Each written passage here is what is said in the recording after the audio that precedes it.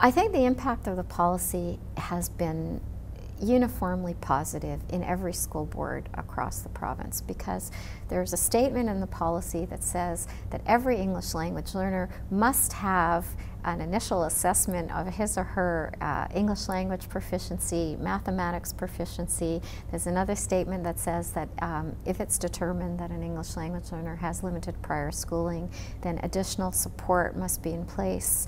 And for school boards that didn't have that, they had to get up to speed. Now, luckily in the Toronto District School Board, we did already have all of those things, although we didn't have as many ESL teachers as we really should have had.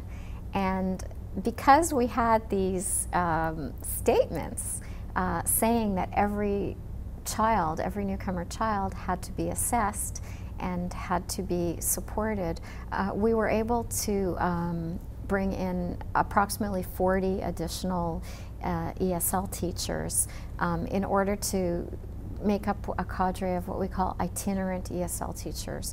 So many of our schools have, critical mass of English language learners.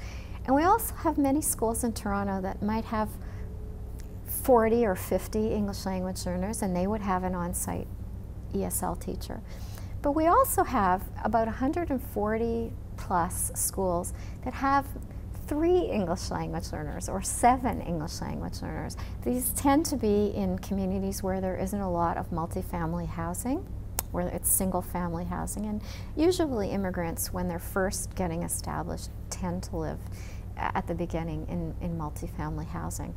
So what the policy allowed us to do was to introduce this group of 40 teachers who would travel to different schools and support all the children in the schools with very small numbers of English language learners, which when you added it all up was like 1,500 children.